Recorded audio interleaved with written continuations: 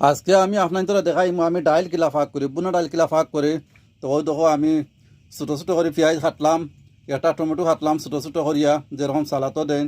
তারপরে একটা রসুন কাটলাম, তারপরে একটা কাঁচামরিচ কয়েকটা কাঁচামরিচ কাটলাম। তারপরে ওই দেখো ডাইলটা আমি দই আনলাম।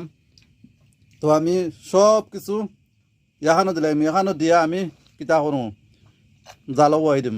সব মশলা একসাথে দিয়া আমি জালো বহাই দিম। সব মশলা একসাথে দিয়ে আমি জালো বহাই দিম। আচ্ছা, এখন দিলাই মনে মাঝে সোয়াবিন তেল, আমি আর বাগা দিলাম না, আমি সোয়াবিন তেল দিলাম। দিলাইলাম কতটা সোয়াবিন তেল। তারপরে দিলাইলাম হালকা হলুদ।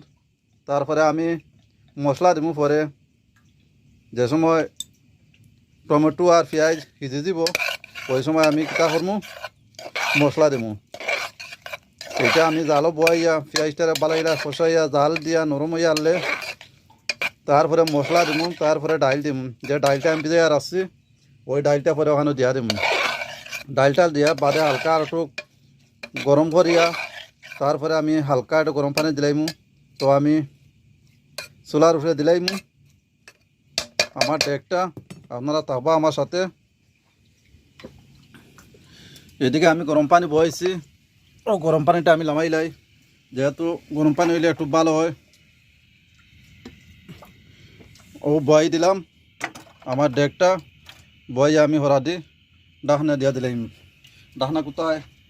ডাকনা তুমি চলে আসো। ডাকনা ডাকনা রে, এখন ডাকনা দিয়ে ঘুরিয়া দিলাইলাম। এই যে ডাকনা দিয়ে ঘুরিয়া দিলাইলাম, পরবর্তী দেখাইমু। তখন ডাকনাটা উঠাইয়া দেখি আমার মশলাটা যে দিয়েছিলাম মশলাটা হচ্ছে নি। ওয়াও, মশলাটা খুব সুন্দর হয়েছে, একটা লাড়া যায়। তো অন্য বাজে ছাড়াই দিব আমি এখন মসুর ডাইল ছাড়িয়া আমি হালকা কিতা করবো নাড়া দিব, বালাইলা ভিজাইমু। এই যে মসুর ডাইল দিতেছি,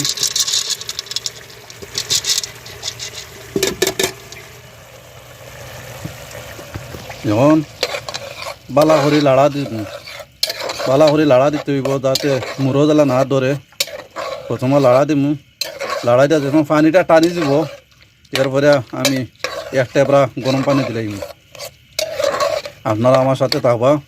আমি মসুর ডাইল কীরকম পাক করি, বোনা ডাইল কীরকম পাক করি আপনারা আমি দেখাইলাম।